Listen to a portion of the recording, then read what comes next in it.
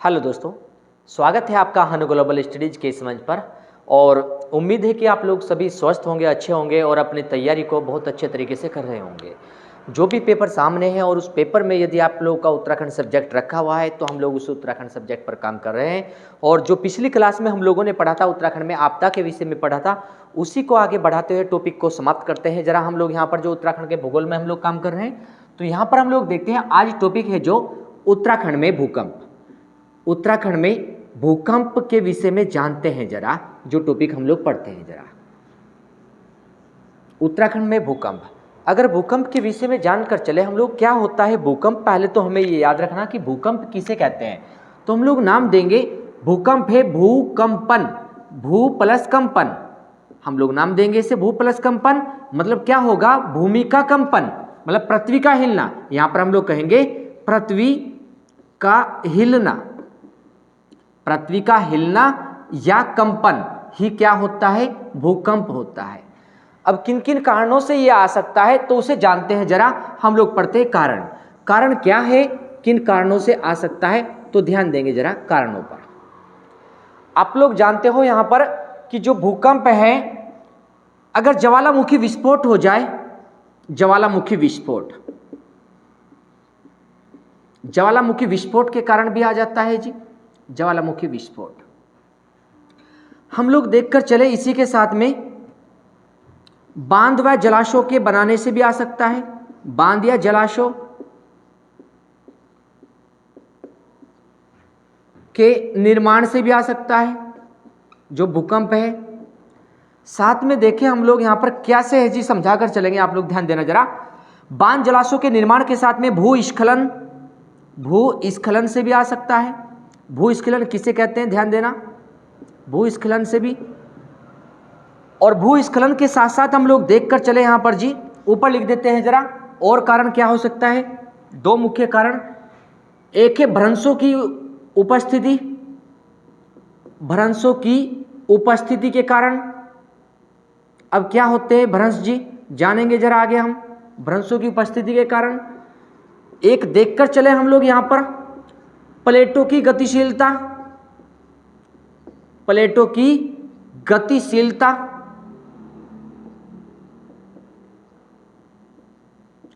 प्लेटों की गतिशीलता, या हम लोग कहेंगे प्लेट टेक्टोनिक, प्लेट टेक्टोनिक। आप लोग को भूकंप आने के कारण बता रहे हैं हम लोग, प्लेट टेक्टोनिक कहे या कहे विवर्तनिकी, विवर्तनिकी, ये मुख्य कारण बताए जी भूकंप आने के। भूकंप क्या होता है, भूकंप होता है पृथ्वी का हिलना। अगर ज्वालामुखी विस्फोट होता है, जितनी हम लोग देखते हैं जिस प्रकार से ज्वालामुखी विस्फोट होता है, जहां पर होता है तो पृथ्वी में एक कंपन सा आ जाता है ज्वालामुखी विस्फोट से। अगर पृथ्वी में कंपन आया है तो हम लोग कहेंगे इसको भी क्या है जी, भूकंप आया है। तो पृथ्वी का हिलना ही तो भूकंप है।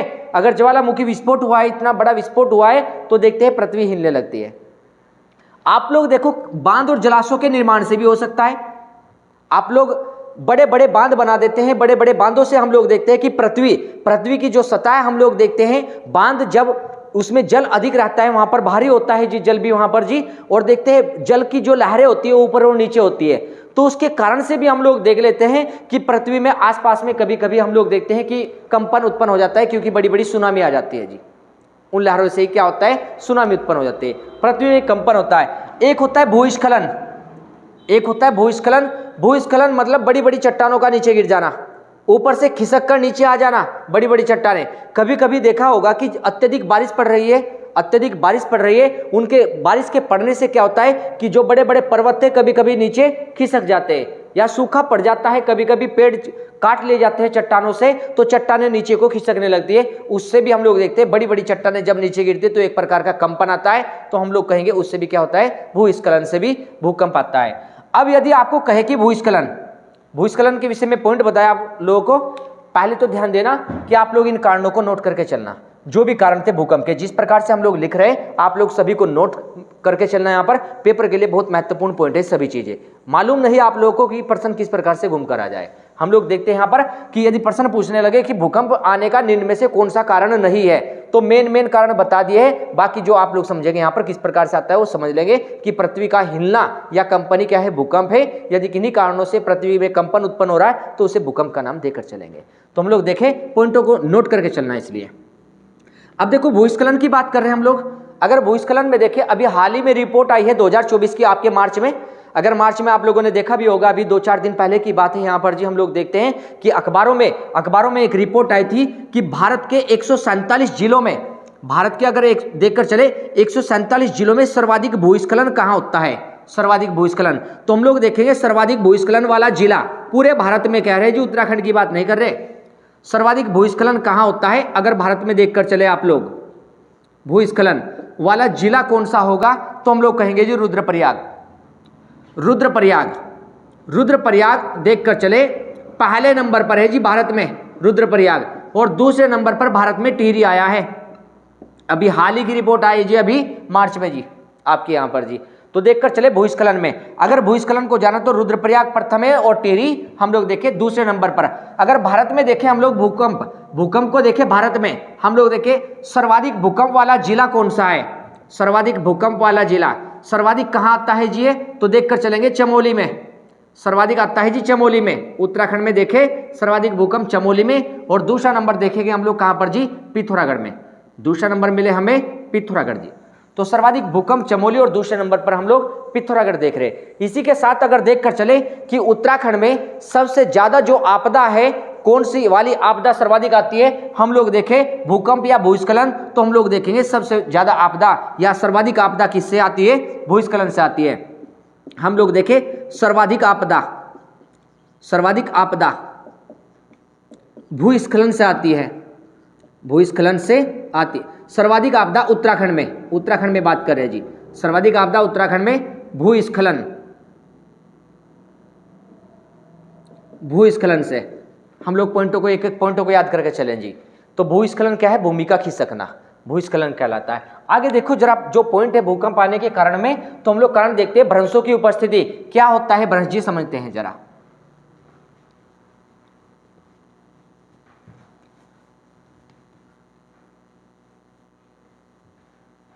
आप लोग वीडियो को रोक करके नोट्स बनाते चलना अच्छे से। जरा देखो जरा, इसमें हम लोग ध्यान दें कि भ्रंशों की उपस्थिति क्या होती है, क्या होते हैं भ्रंश।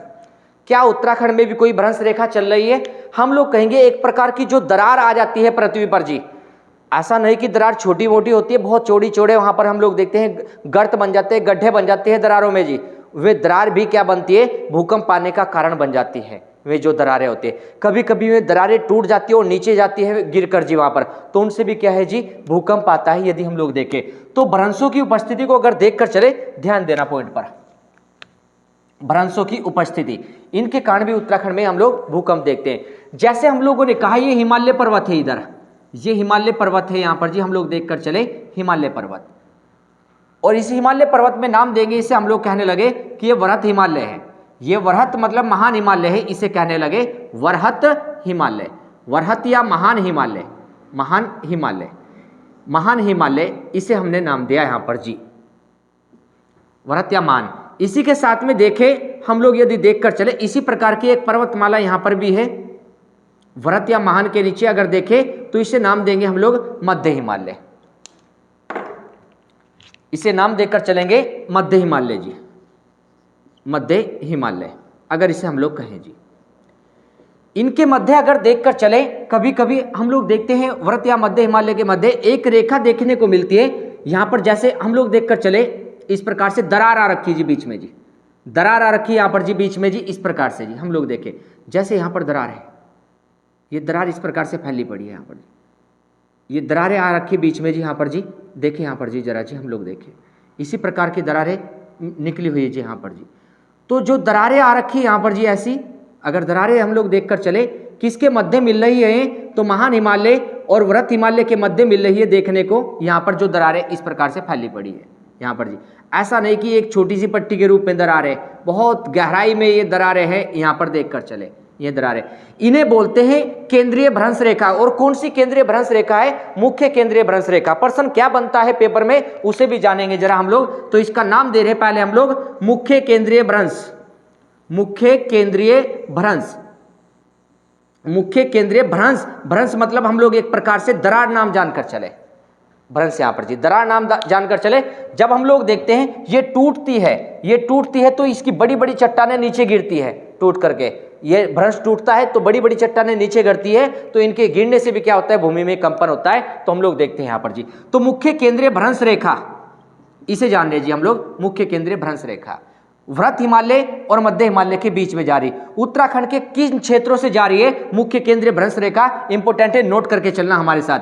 तो उत्तराखंड में देखें हम लोग यहां पर जरा चमोली बागेश्वर, अगर देखकर चले हम लोग, चमोली बागेश्वर में भी देखने को मिल रहे हैं यहां पर जी है, अगर देखें इसे हम लोग जी यहां पर जी चमोली बागेश्वर में। लेकिन मुख्य स्थान आपको बताए तो एक स्थान पड़ता है गोपेश्वर, चमोली के साथ में ही गोपेश्वर, यहां पर जी गोपेश्वर, और गोपेश्वर के साथ में एक पीपल कोटी भी याद रखें, पीपल कोटी, और पीपल कोटी के साथ गुलाब घाटी भी याद रखें, गुलाब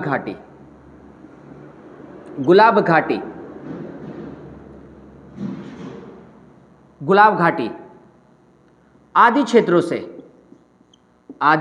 से मुख्य केंद्रीय भ्रंश रेखा हम लोग जानकर चलेंगे गुजरती है। यह भ्रंश रेखा गुजरती है उत्तराखंड में जी, हम लोग देख रहे हैं गुजरती है।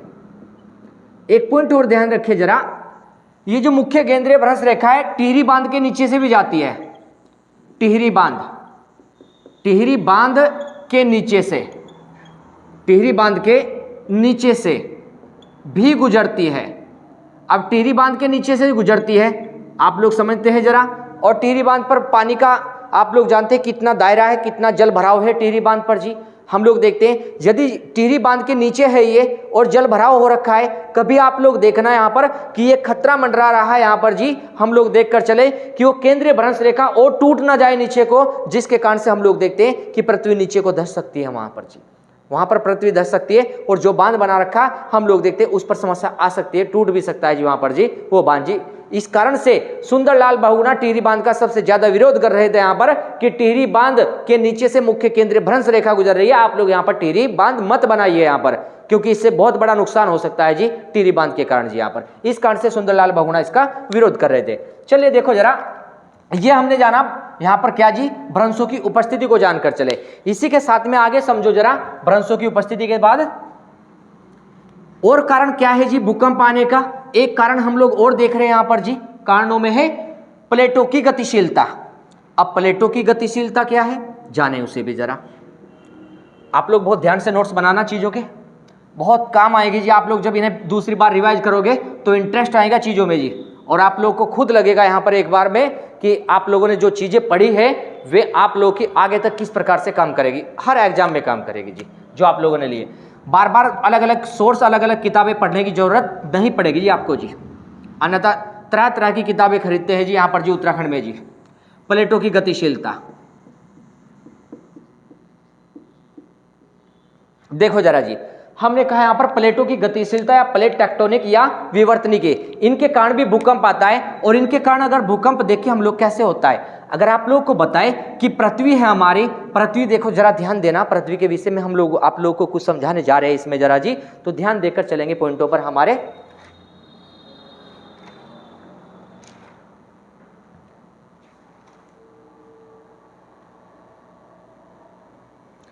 तो देखिए जरा, हम लोग प्लेटों की गतिशीलता पर बात कर रहे हैं। हम लोग जिस पर खड़े हैं, जिस धरातल पर खड़े हैं वो मिट्टी है, और उस मिट्टी के नीचे अगर हम लोग देख कर चले काफी गहराई तक हमारी मिट्टी देखने को मिलती है, काफी गहराई तक, और मिट्टी के नीचे ही जैसे चलेंगे तो बड़ी बड़ी चट्टानें मिलेंगी, बड़ी बड़ी चट्टानें मिलेगी। और उन चट्टानों के नीचे यदि धरातल में नीचे बात करेंगे हम लोग, तो धरातल में चट्टानों के नीचे एक ऐसा क्षेत्र मिलेगा जो ना तो बिल्कुल ठोस है ना बिल्कुल द्रव है, मतलब ना तो ठोस ना ही द्रवित है, ऐसी अवस्था का एक क्षेत्र मिलेगा, उसे बोलेंगे हम लोग दुर्बलता मंडल पृथ्वी के नीचे। मतलब हमने क्या बात आप लोगों को बताई, समझना जरा। हमने कहा कि ये धरातल है ऊपर, ये धरातल का एरिया है ये वाला, जहां पर हम लोग देखते हैं ये मिट्टी का एरिया है ऊपर, जहां पर हम और आप लोग बैठे हैं, खड़े हैं जी, ये सारा जी ये धरातल है यहाँ पर जी, ये मिट्टी का एरिया है सब, ये यहाँ पर हम लोग पृथ्वी के नीचे भी देखते हैं, यहाँ पर देखते हैं कुछ गहराई तक मिट्टी मिलेगी आपको, लेकिन जैसे ही नीचे और चलेंगे तो हम लोग देखेंगे बड़ी बड़ी ठोस चट्टान मिलेगी। इसके नीचे चलेंगे हम लोग तो बड़ी बड़ी चट्टानें मिलेगी, ठोस ठोस चट्टानें, ये सारी फैली चट्टानें मिलेगी। ऊपर तो मिट्टी मिली, नीचे चट्टानें। हम लोग कहेंगे ये सारी क्या है जी? चट्टान। ये सारी क्या है जी? चट्टान है। ये भी चट्टान है, हम लोग कहें ये सब चट्टान है, सब चट्टान। अब देखो ये जो चट्टान है इनसे ऊपर क्या मिल लीजिए? मिट्टी। इनसे ऊपर क्या है जी? ये मिट्टी, ये मिट्टी मिल लीजिए ऊपर, और ये चट्टानें। इन चट्टानों के नीचे ऐसी स्थिति है, हम लोग देखकर चले, कुछ चीजें यहां पर द्रवित फॉर्म में है, लिक्विड है, और कुछ चीजें ठोस फॉर्म में, सॉलिड है। उस मिट्टी को या उस क्षेत्र को हम लोग बोलते हैं दुर्बलता मंडल। एस्थेनोस्फीयर भी कह सकते हैं हम लोग यहां पर। इसी के नीचे हम लोग देखकर चले, इस प्रकार का एरिया फैला पड़ा है, इस प्रकार का एरिया इसके नीचे हम लोग देखें। और जो ये एरिया है जो आप लोग देख रहे हैं यहां पर, ये वाला एरिया देख रहे हैं यहां पर, इस प्रकार के एरिया को कैसा हम लोग क्षेत्र बोलकर चलेंगे? इसे कहेंगे जी दुर्बलता मंडल। ये जो क्षेत्र फैला पड़ा है, ये क्षेत्र फैला पड़ा, इस क्षेत्र का नाम है दुर्बलता मंडल। दुर्बलता मंडल नाम है इसका, नाम लिख रहे हैं हम लोग जरा, दुर्बलता मंडल। या एक नाम और दे रहे, एस्थेनोस्फीयर। एस्थेनोस्फीयर इसका नाम दे रहे जी हम, दुर्बलता मंडल। इसकी विशेषता क्या है? क्या इसकी विशेषता है? तो हम लोग इसके विषय में बता रहे जी आपको जी। हम लोग कहेंगे न तो ठोस, न तो ठोस, ठोस मतलब सॉलिड, और न ही लिक्विड, लिक्विड मतलब द्रवित, द्रवित, द्रवित अवस्था में है, न ही द्रवित अवस्था में है। तो मतलब कैसा है ये? हम लोग कहेंगे एक प्रकार से इस प्रकार का है, जैसे आप लोग को उदाहरण बताएं हम लोग कैसा, इसे एक दलदली भूमि सी है, कहे को ठोस हो जाती है। चलो दलदली को भी छोड़ो, जिस प्रकार से आप लोग आटा गूंथ लेते हो, जिस प्रकार से आटा गूंथ लेते हो, तो गुथा हुआ आटा समझना एक प्रकार का ऐसी स्थिति है। और गुथे हुए आटे की विशेषता आपको बताए कि जिस ओर गुथे हुए आटे पर आप लोग जोर लगाओगे या वहां पर भार रखोगे, वो आटा नीचे को होता चला जाएगा, दूसरी ओर का अपने स्थान पर है, लेकिन जिस पर भार रखा है, जिस ओर आप लोगों ने आटे पर, उस साइड को नीचे को होता चला जाएगा, दूसरी ओर वहां पर उसी प्रकार से जमा हुआ है जी आटा। या उस उधर से आप लोग छोड़ करके दूसरी ओर को फिर उस पर भार रख देना, इस ओर का नीचे होता चला जाएगा आटा, जहां पर आप लोग आटे पर भार रखोगे वो नीचे रहेगा और दूसरे वाला अपनी स्थिति में बना रहेगा। तो इस प्रकार से हम लोग देखते हैं ये ना तो ठोस है, ना द्रवित अवस्था में, लिक्विड है यहां पर, ना ही सॉलिड है। तो उस क्षेत्र को बोलते हैं दुर्बलता मंडल या एस्थेनोस्फीयर के नाम से जानकर चलते हैं क्षेत्र को जी। जानते हैं किस प्रकार की चट्टानें हैं यहां पर दुर्बलता मंडल। इससे क्या होता है? इससे क्या होता है? अब इससे समझना जरा यहां पर पॉइंट को। हमने कहा ये चट्टान है, ये चट्टान है, और एक चट्टान हमारी यहां पर भी है, ये एक चट्टान हमारी यहां पर भी है, ये देखो जरा, एक चट्टान ये है। इससे क्या होगा? जैसे ही हम लोग देखते हैं कि ये क्षेत्र क्या होता है, गति कर रहा होता है। ये क्षेत्र जो दुर्बलता मंडल वाला, ना तो ठोस है ना द्रवित है, ये गति कर रहा होता है। जब भी इस पर भार आता है, प्रेशर आता है, ये नीचे को हो जाता है। ये दुर्बलता मंडल वाला एक साइड को नीचे को हो गई और दूसरी अपनी अवस्था में। जैसे ये यहां से देखो, यहां से टच हो रखी इस चट्टान से, ये चट्टान है जी, ये चट्टान है यहां पर जी, और ये भी चट्टान है, ये भी चट्टान है। ये यहां से टच हो रखी है ये वाली। जैसे ही ये नीचे होगा एरिया, तो देखेंगे जैसे नीचे होगा तो यहां से नीचे को चलेगा तो इस चट्टान में रगड़ खाएगा। रगड़ खाने से क्या होगा? कंपन होगा इसमें, और कंपन को ही क्या बोलेंगे हम लोग यहां पर जी? हम लोग क्या कर चलेंगे इसे? भूकंप, कंपन को ही। और देखो गतिशील हो रहा है, गतिशील हो रहा है नीचे, इस कारण से हम लोग बोलेंगे कि ये प्लेट है, जो चट्टान है, चट्टानों को प्लेट बोले, ये प्लेटें गतिशील हो रही है इस प्रकार से। तो दुर्बलता मंडल में हमें देखने को मिलता है प्लेटों की गतिशीलता के कारण भी क्या हो जाता है कि भूकंप आ जाता है, पृथ्वी में कंपन हो जाता है। दो बार से समझना पॉइंटों को।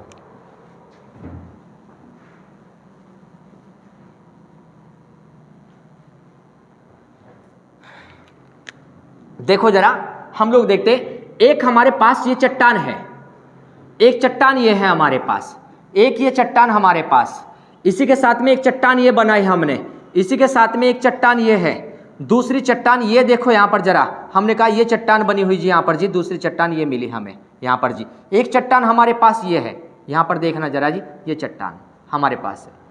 अगर हम लोग ये सारी चट्टान देखें, पृथ्वी पर इसी प्रकार से प्लेटें फैली पड़ी है, चट्टान फैली पड़ी है। एक चट्टान ये है हमारी, एक ये चट्टान है, यहां पर जी, और एक चट्टान ये है हमारे पास,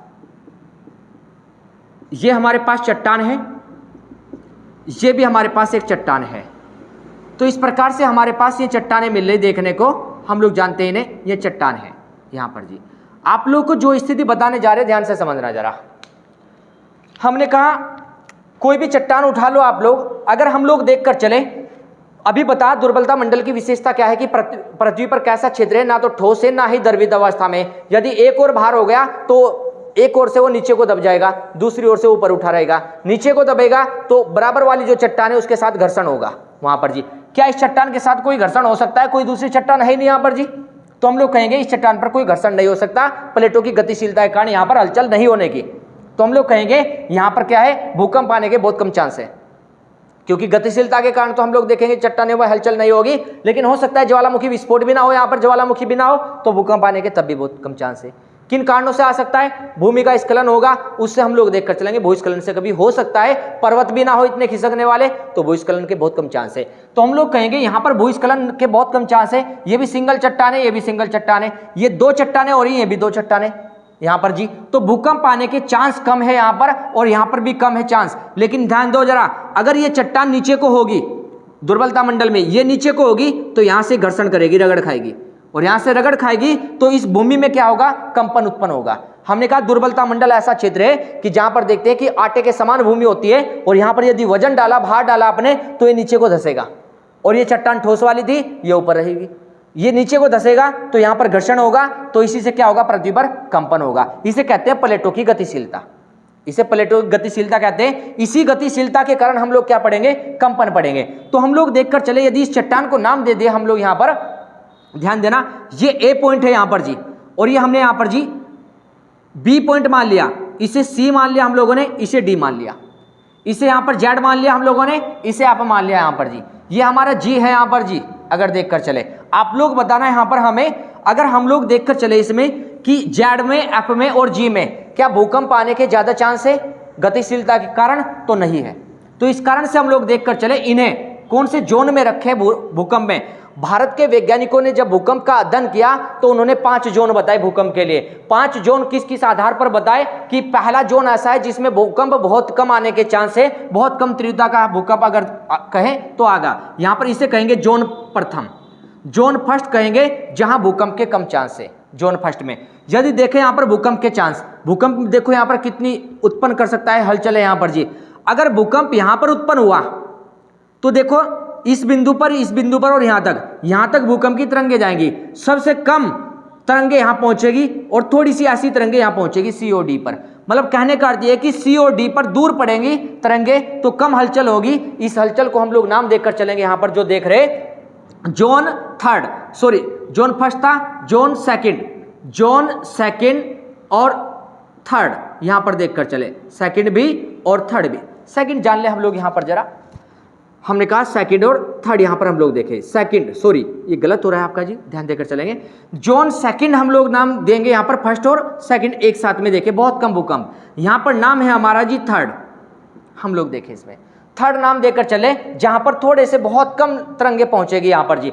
फर्स्ट में और सेकंड में तो बिल्कुल भी हम लोग देखकर चले भूकंप ना के बराबर है। और ऐसी स्थिति में तो जहां बिल्कुल भूकंप नहीं होता, ऐसे शहरों में बड़ी बड़ी बिल्डिंगें मिलती है, 10-10 मंजिल 5-5 मंजिल बना देते हैं लोग वहां पर, क्योंकि भूकंप के खतरे ही कम है वहां पर जी, भूकंप के खतरे कम है। अब सी और डी हम बता रहे कि भूकंप यहां पर उत्पन्न हुआ, यहां पर भी तरंगे कम पहुंचेगी, तो यहां पर भी हम लोग अपनी बड़ी बड़ी बिल्डिंग बना सकते हैं। लेकिन जो एरिया बी है, बी वाला एरिया है, यहां यदि भूकंप आया तो बी तक तरंगे अच्छी खासी पहुंच सकती है। यदि हम लोग कमरे में बैठे और भूकंप आ गया यहां पर, और भूकंप आने के क्षेत्र को देखे, यहां पर भूकंप आया और हम यहां पर बैठे, तो पंखा आप लोगों को दिखा होगा, या आप लोग एलसीडी टीवी देख रहे होंगे या टीवी वगैरह देख रहे होंगे आप लोग, या चारपाई पर बैठे होंगे, तो आप लोगों को महसूस होगा यहां पर कि कंपन हो रहा है, ठीक ठाक महसूस होगा कि हिल रहा है, यहाँ पर चक्कर आ रही है जी आप लोगों को जी, फैन हिलता दिखेगा आपको। तो वो जोन हमारा कौन सा जी, बी, वो जोन हमारा बी है। इसे हम लोग देखकर चलेंगे, यहां पर जोन फोर्थ नाम दे सकते हैं, इसे जोन फोर्थ कह सकते हैं, जहां पर ठीक ठाक झटके लग जाते हैं भूकंप के जी। लेकिन जोन ए में जहां से भूकंप की उत्पत्ति हुई, सबसे ज्यादा खतरा यहां पर है जी, सबसे ज्यादा खतरा यहां पर है। मन ऐसा करेगा कि कंपन इतनी जोर से आएगा कि आप लोगों को कमरा छोड़ करके बाहर मैदान में भागना पड़ेगा वहां पर जी। मैदान में भागना पड़ेगा। तो देखते हैं, इसे नाम देकर चलेंगे। अत्यधिक संवेदनशील जोन होगा तो इसका नाम होगा जी जोन 5, जोन 5 देकर चले। इस प्रकार से भारत के वैज्ञानिकों ने भूकंप को पांच जोन में बांटा है और वे 5 जोन हम लोग देखकर चलेंगे। उत्तराखंड कौन से जोन में पड़ेगा यदि बताए तो हम लोग देखकर चले जोन 4th और जोन 5th में जहां अधिक झटके लगते हैं जी, उनमें कौन पड़ रहा है जी? भूकंप। इन आधार पर देखते हैं कुछ फैक्टों को, जरा समझना आप फैक्ट।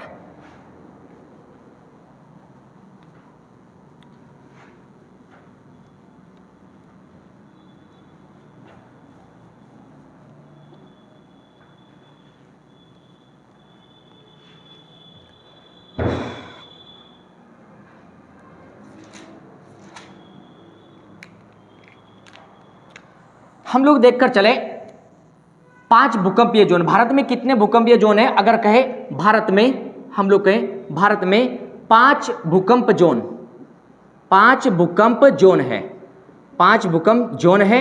ये 5 भूकंप जोन बताए भारत में, और इनके नाम क्या रखे गए तो देखना जरा। इनके नाम रखे गए यहां पर जी। नंबर 1 जोन जो पड़ेगा उसे देंगे न्यूनतम भूकंपीय जोन। दूसरा है न्यून भूकंप जोन। तीसरा है, यहां पर हम लोग देखकर चले मध्य भूकंप जोन।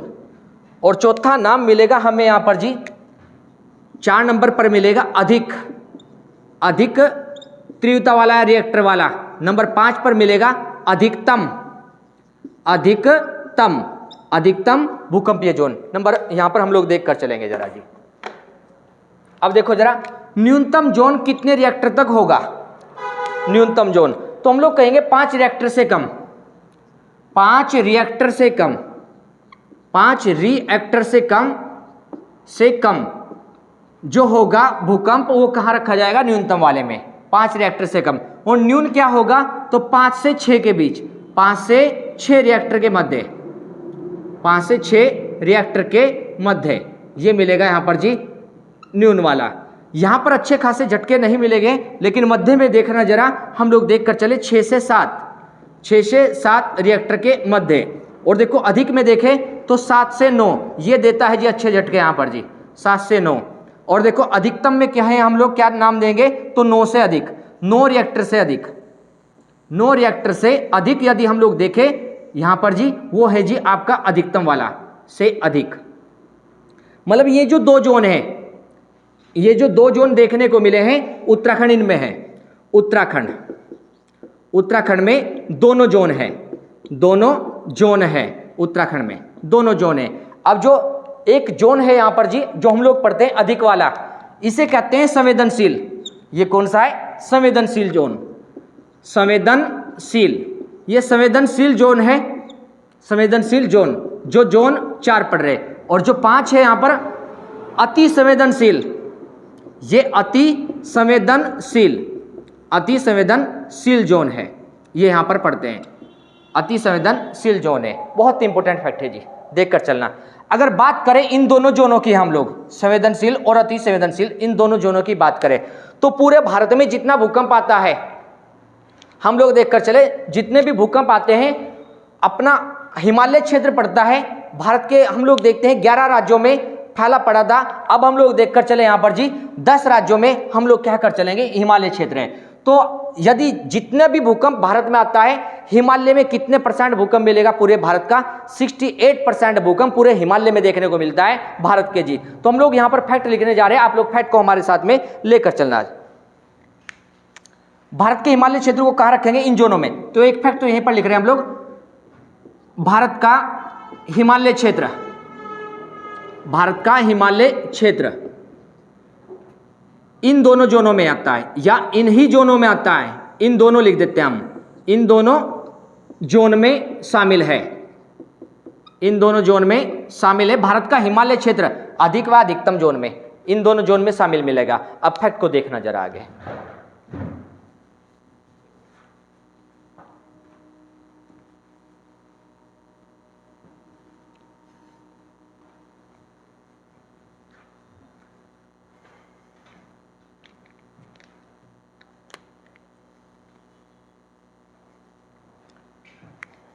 यहां पर ध्यान देंगे, भारत के कुल भूकंपीय क्षेत्र का फैक्ट देखना, भारत के कुल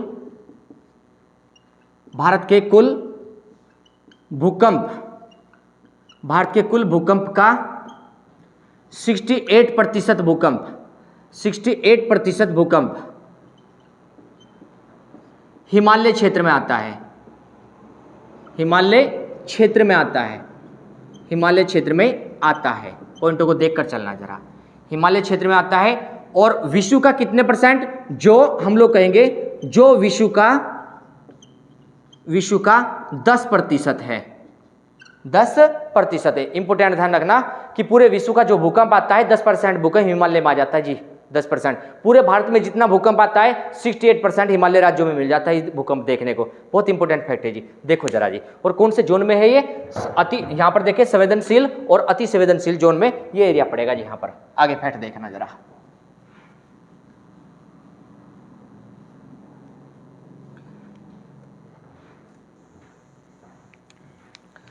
50-60 वर्षों में एक बड़ा भूकंप देखने को मिलता है।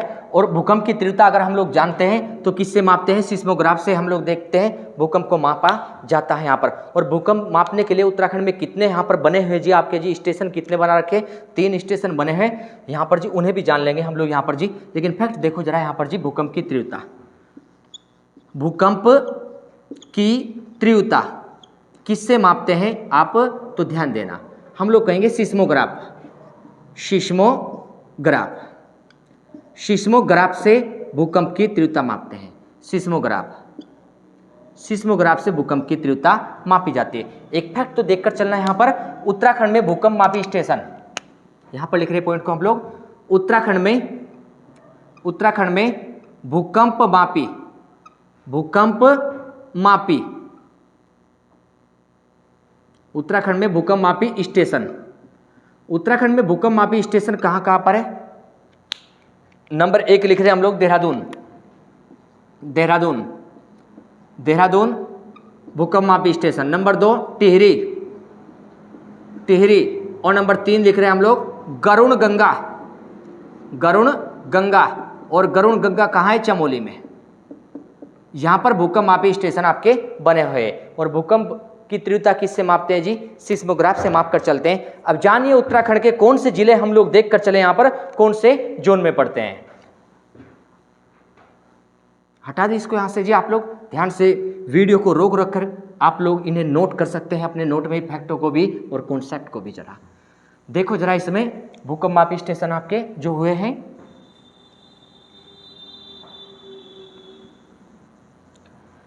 अब जानो जरा, अगर उत्तराखंड में देखकर चले हम लोग यहाँ पर जी, देखो जरा इसमें, ये यदि हम लोग कहें उत्तराखंड है, यहाँ पर जी हम लोग पढ़कर चले जरा उत्तराखंड।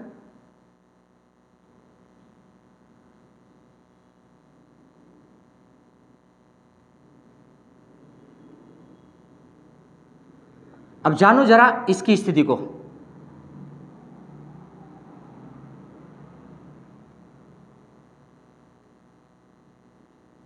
अब अगर हम लोग यहां पर जांचें इसे,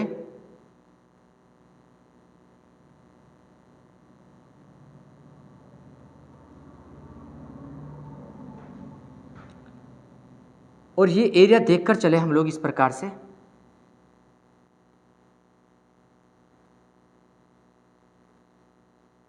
और इसमें देखें हम लोग ये जो पार्ट हमारा मिल रहा है यहाँ पर जी, ये उधम सिंह नगर देखें हम लोग यहाँ पर नीचे जरा, उधम सिंह नगर, इसी में देखकर चले हम लोग, ये उधम सिंह नगर का एरिया है। और यहाँ से हम लोग देखें जरा पिथौरागढ़ की स्थिति को, थोड़ा पिथौरागढ़ से देखकर चले ये नीचे चंपावत का एरिया, और ऐसे ही निकाले हम लोग यहाँ पर जी उधम सिंह नगर के बाद नैनीताल। और ये पार्ट देखें थोड़ा सा हम लोग यहाँ पर जी, जो एरिया देख रहे हरिद्वार वाला पार्ट देख रहे हैं यहाँ पर जी। एक आइडिया लेना है बस आप लोगों को यहाँ पर जरा। इसी के साथ में देखो, जो ये पिथौरागढ़ है, ये पिथौरागढ़, और ये चंपावत, ये यूएस नगर, ये नैनीताल, ये हरिद्वार, और इसे देखें हम लोग यहाँ पर जी, ये हमारा एरिया लगभग यहाँ पर मिलेगा अल्मोड़ा का, अल्मोड़ा ये क्षेत्र जी। और ये एरिया हमारा चल रहा है जी बागेश्वर वाला, ये बागेश्वर वाला पार्ट है, बागेश्वर, ये बागेश्वर यहाँ पर जी। और ऐसे देखें हम लोग थोड़ा सा ये चमोली का एरिया, चमोली का पार्ट जी, ये वाला पार्ट चमोली। और इसी प्रकार से देखें ये जो एरिया मिल रहा हमें, ये टिहरी का पार्ट मिल रहा है यहाँ पर जी, ये टिहरी का पार्ट है यहाँ पर जी, ये टिहरी। और ये चमोली से आता है रुद्रप्रयाग, देखें हम लोग इसी के साथ में हम लोग रुद्रप्रयाग से लगा हुआ टिहरी का एरिया देखें, और टिहरी से काटते हुए हम लोग देख कर चले यहाँ पर, ये उत्तरकाशी का एरिया जी, यहाँ पर ये है उत्तरकाशी, ये उत्तरकाशी का एरिया यहाँ पर जी। और ये जो बचा हुआ पार्ट हम लोग देखेंगे यहाँ पर जी, ये हम लोग देखेंगे जी देहरादून का पार्ट जी, यहाँ पर जी थोड़ा सा देहरादून, यहाँ पर देखिए जरा, ये देहरादून का पार्ट। तो इस प्रकार हम लोग चीज़ों को देख रहे हैं यहाँ पर, जरा इसे देखते हैं यहाँ पर, ये टिहरी मान ले आप लोग, टिहरी, ये रुद्रप्रयाग, ये पौड़ी, और ये देहरादून, ये उत्तरकाशी। प्रश्न ये है हमारे पास कि उत्तराखंड में 5 नंबर का जो जोन है वो कौन कौन से जिलों में फैला पड़ा है। इंपॉर्टेंट पॉइंट हम लोग जानेंगे, क्योंकि 5 जोन को अति संवेदनशील घोषित किया गया है। हम लोग कहेंगे जोन 5 आपका चमोली में मिलेगा, जोन 5 पिथौरागढ़ में मिलेगा, जोन 5 को हम लोग देखकर चले यहाँ पर कि रुद्रप्रयाग में मिलेगा, जोन 5 चमोली में, पिथौरागढ़ में और रुद्रप्रयाग में हम लोग पढ़कर चलेंगे यहाँ पर। और जो बागेश्वर का एरिया है जोन 5 बागेश्वर में मिलेगा, बागेश्वर में मिलेगा जोन 5। यहाँ पर हम लोग जोन 5 को पढ़ रहे हैं, ये जो पार्ट है हमारा ये जोन 5 का है। इसी के साथ जोन जो 5 है इस प्रकार से उत्तरकाशी के इस एरिया से, और इधर हम लोग पढ़े टिहरी के इस प्रकार से इस एरिया से, यहाँ पर पौड़ी के भी ऊपर से, पौड़ी का उत्तरी भाग, इधर देखे अल्मोड़ा का भी उत्तरी भाग, अल्मोड़ा का उत्तरी भाग, और उत्तरी ही भाग चंपावत का। मतलब यहाँ पर ध्यान दें कि उत्तरकाशी और टिहरी का उत्तरी, यहाँ पर देखकर चले पूर्वी पार्ट, और पौड़ी का उत्तरी भाग, और साथ में अल्मोड़ा का हम लोग देखें उत्तरी भाग, और चंपावत का उत्तरी भाग। अगर आप लोगों से प्रश्न बनाए हम लोग जोन 5, जोन 5 में कौन कौन आ रहे हैं मुख्य रूप से, चमोली, पिथौरागढ़, बागेश्वर और रुद्रप्रयाग। चमोली, पिथौरागढ़, बागेश्वर और रुद्रप्रयाग जोन 5 में है। ये जोन 5 में आपके जिले हैं जी, जोन 5 में। लेकिन क्या इनके अतिरिक्त और भी जिले जोन 5 में जा रहे हैं, तो हम लोग कहेंगे कि भूकंप यहां तक प्रभावित कर रहा है जी उत्तरकाशी में जोन 5 जी, इधर जी। तो इनके अतिरिक्त हम लोग देखें अन्य और कहां तक है, अन्य में जाने हम लोग तो उत्तरकाशी अन्य में, उत्तरकाशी के साथ देखें तो रुद्र, यहां पर जी टिहरी, हम लोग देखें जी टिहरी, और इसी के साथ पौड़ी, इसी के साथ अल्मोड़ा और फिर है जी चंपावत। इनमें हम लोग देखें कि कौन कौन से जोन चल रहे, तो जोन हम लोग देखें 5 का कुछ पार्ट चल रहा है, जोन 5। साथ में ये जो क्षेत्र बचे हुए हैं, और इधर जी ध्यान देना यहां पर हमारी बातों पर, जोन 4 यहां पर, जोन 4 यहां पर, जोन 4 यहां पर जी, इधर ही इसी प्रकार से जोन 4 मिल रहा है जी यहां पर जी। अब देखो जोन 4 यहां पर भी हम लोग देखें, आप लोग समझना जोन 4 यहां पर भी टिहरी में, इधर हम लोगों ने 4 लिखा है, ऊपर 5 लिखा। लेकिन ये बात समझो जरा कि इन 5 जिलों में उत्तरकाशी, टिहरी, पौड़ी, अल्मोड़ा, चंपावत में कि जोन 4 भी है, इधर 5 है, इधर 4 है, इधर 5 है, इधर 4 है, इधर 5 है, इधर नीचे 4 है, उधर 5। तो मतलब इन जिलों में जोन 5 और 4 दोनों हैं यहां पर जी, 4 भी और 5 भी दोनों यहां पर चलते हैं जी इन जिलों में। अगर प्रश्न उठे ये कि उत्तराखंड में जो देखते हैं जोन 5 कितने जिलों में है जोन 5, तो जोन 5 5 जिले ये, 4 ये, तो कुल 9 जिलों में जोन 5 देखने को मिल रहा है जी। इन्हीं के साथ में देखें केवल हम लोग देखकर चले, केवल जोन 5 सर्वाधिक प्रभावित करता है किन्हें, चमोली, पिथौरागढ़, बागेश्वर, रुद्रप्रयाग में, जो पूर्ण रूप से फैला पड़ा है। केवल जोन 5 वाले जिले उनमें और कोई भी नहीं है, तो जोन 5 है केवल उन 4 में है जी। लेकिन जोन 4 और 5 के साथ हम लोग देखकर चलेंगे ये जिले मिल रहे हैं जी। सॉरी। तो हम लोगों ने जो पॉइंट समझे यहाँ पर भूकंप की दृष्टि से जानकर चले उत्तराखंड को जी, ये भूकंप की दृष्टि से इस प्रकार से भूकंपीय क्षेत्र को हम लोगों ने जाना यहाँ पर जो उत्तराखंड में किस प्रकार के चल रहा है जी। एक पॉइंट और बता देते हैं जी आपको कि उत्तराखंड में भूकंप से सर्वाधिक प्रभावित कौन हो रहा है जी, चमोली हो रहा है जी। उत्तराखंड में सर्वाधिक प्रभावित चमोली होकर चल रहा जो भूकंप से। चलिए छोड़ देते हैं जो टॉपिक था, नेक्स्ट क्लास में मिलते हैं आपको नए टॉपिक के साथ में हम लोग जी। यदि कोई भी टॉपिक यहाँ पर पर्सन आप लोगों को लगता है कि हाँ ये समझ नहीं आया जैसे भी, तो आप लोग हमें कमेंट सेक्शन में बता देना। मिलते हैं नेक्स्ट आगे क्लास में आपको। धन्यवाद।